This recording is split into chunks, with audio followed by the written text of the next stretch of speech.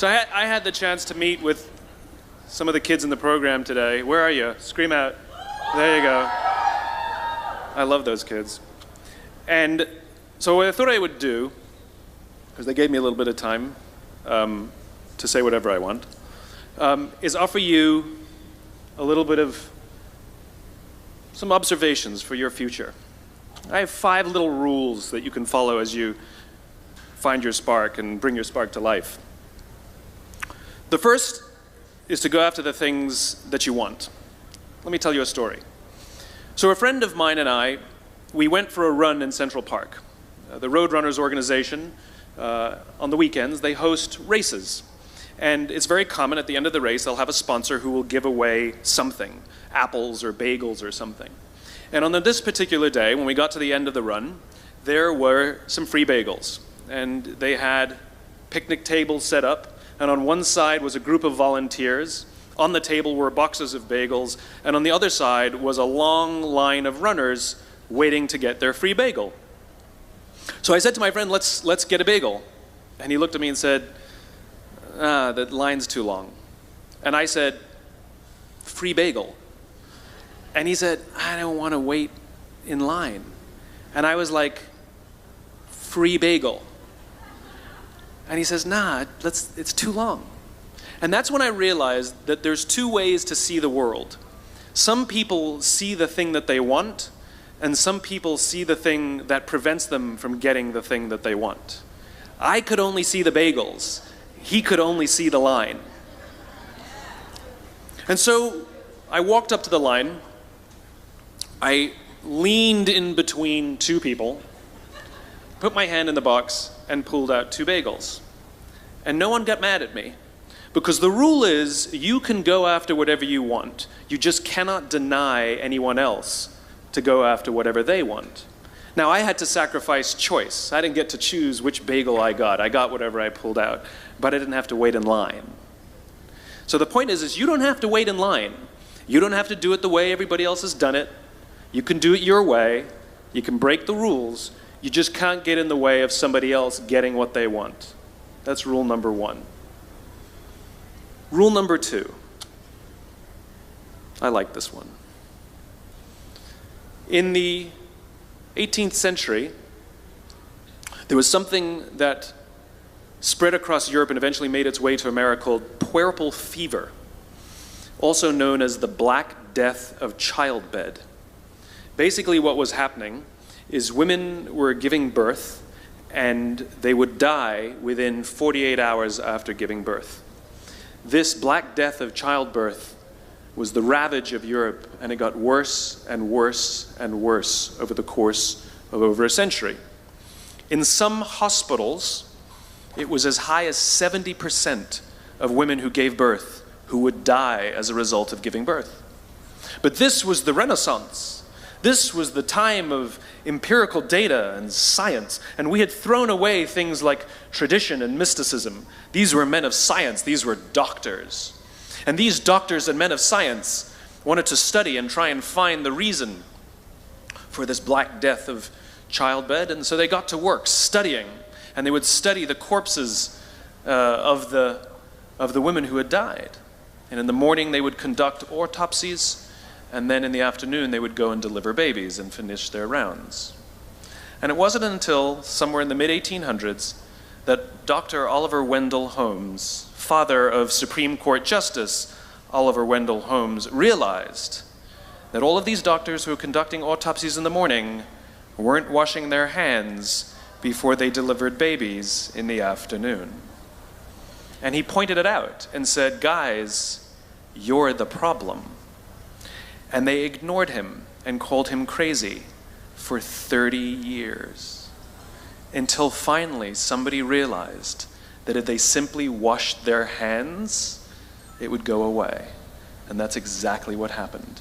When they started sterilizing their instruments and washing their hands, the Black Death of childbed disappeared. My point is, the lesson here is, sometimes you're the problem. We've seen this happen all too recently with our new men of science and empirical studiers and these men of finance. who are smarter than the rest of us until the thing collapsed. And they blamed everything else except themselves. And my point is take accountability for your actions. You can take all the credit in the world for the things that you do right, as long as you also take responsibility for the things you do wrong. It must be a balanced equation. You don't get it one way and not the other. You get to take credit when you also take accountability. That's lesson 2. Lesson 3, take care of each other. The United States Navy SEALs are perhaps the most elite warriors in the world. And one of the SEALs was asked, who makes it through the selection process? Who is able to become a SEAL? And his answer was, I can't tell you the kind of person that becomes a SEAL. I can't tell you the kind of person that makes it through BUD/S. But I can tell you the kind of people who don't become SEALs. He says the guys that show up with huge, bulging muscles, covered in tattoos, who want to prove to the world how tough they are, none of them make it through.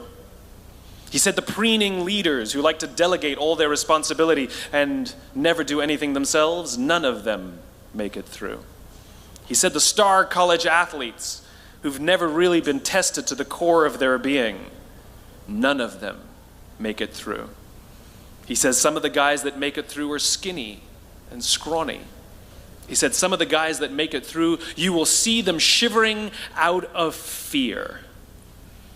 He says, however, all the guys that make it through, when they find themselves physically spent, emotionally spent, when they have nothing left to give physically or emotionally, somehow, some way, they are able to find the energy to dig down deep inside themselves, to find the energy to help the guy next to them.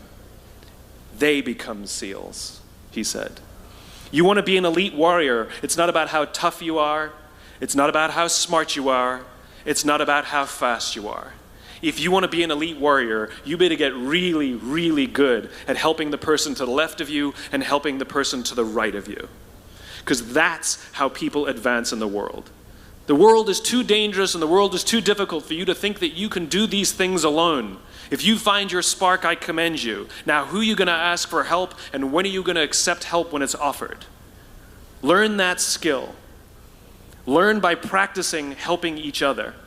It'll be the single most valuable thing you ever learn in your entire life. To accept help when it's offered and to ask for it when you know that you can't do it. The amazing thing is when you learn to ask for help, you'll discover that there are people all around you who've always wanted to help you. They just didn't think you needed it because you kept pretending that you had everything under control. And the minute you say, I don't know what I'm doing, I'm stuck, I'm scared, I don't think I can do this, you will find that lots of people who love you will rush in and take care of you. But that'll only happen if you learn to take care of them first.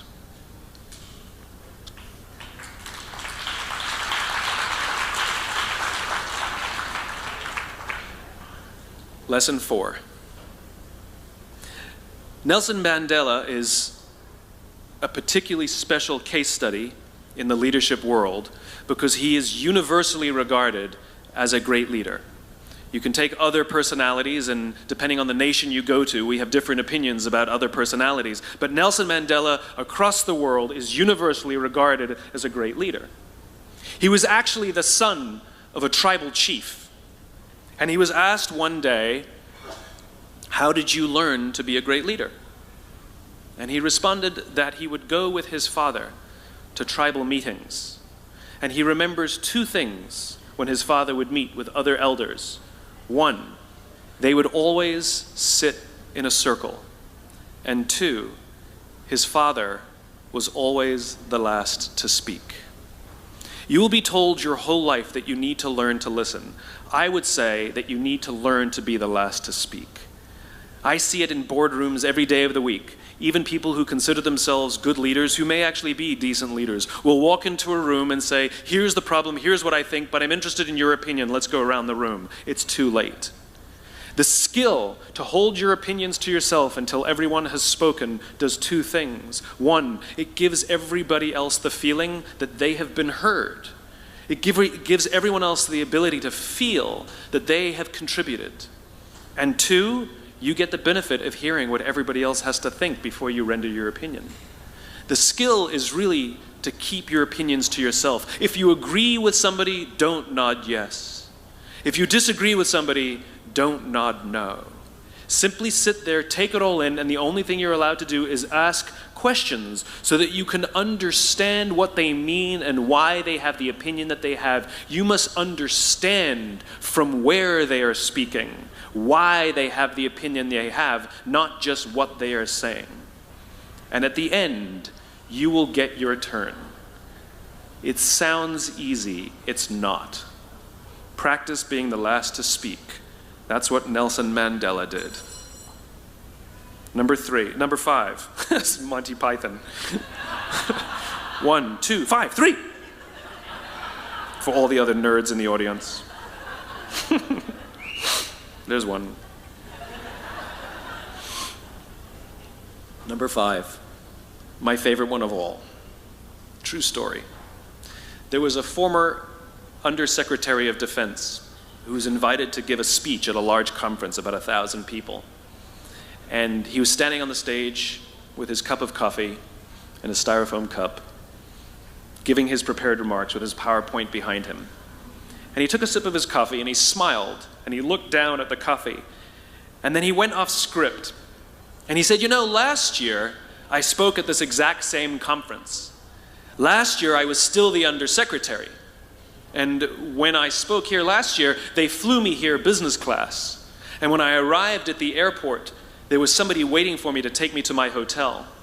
And they took me to my hotel and they had already checked me in and they just took me up to my room. And the next morning I came downstairs and there was someone waiting in the lobby to greet me and they drove me to this here same venue. They took me through the back entrance and took me into the green room and handed me a cup of coffee in a beautiful ceramic cup. He says, I'm no longer the Undersecretary. I flew here coach. I took a taxi to my hotel and I checked myself in. When I came down the lobby this morning, I took another taxi to this venue. I came in the front door and found my way backstage, and when I asked someone, do you have any coffee? He pointed to the coffee machine in the corner, and I poured myself a cup of coffee into this here styrofoam cup. He says the lesson is, the ceramic cup was never meant for me. It was meant for the position I held. I deserve a styrofoam cup. Remember this. As you gain fame, as you gain fortune, as you gain position and seniority, people will treat you better. They will hold doors open for you. They will get you a cup of tea and coffee without you even asking. They will call you sir and ma'am, and they will give you stuff. None of that stuff is meant for you. That stuff is meant for the position you hold. It is meant for the level that you have achieved of leader or success or whatever you want to call it. But you will always deserve a styrofoam cup. Remember that. Remember that lesson of humility and gratitude. You can accept all the free stuff. You can accept all the perks. Absolutely, you can enjoy them. But just be grateful for them and know that they're not for you. I remember getting off the Acela. I took the Acela from New York to Washington, D.C. And I got off the train like everybody else. And I was walking down the platform like everyone else, and I walked past General Norty Schwartz, who used to be the Chief of Staff of the United States Air Force, the head of the Air Force. And here I did, see a guy in a suit, schlepping his own suitcase down the platform just like me. And just a couple months ago, he was flying on private jets and he had an entourage, and other people carried his luggage. But he no longer held the position. And so now he got to drag his own suitcase. And never did it sort of remind me more that none of us deserve the perks that we get. We all deserve a styrofoam cup. It was a pleasure meeting you guys this afternoon. I was blown away by your honesty and your curiosity and your poise And I am confident that the future is bright, despite the fact that America looks like an absolute mess right now. I am confident that the future is bright for one reason and one reason only, because you will grow up and you will be our future. Thank you very, very much, guys. You're wonderful. Thank you.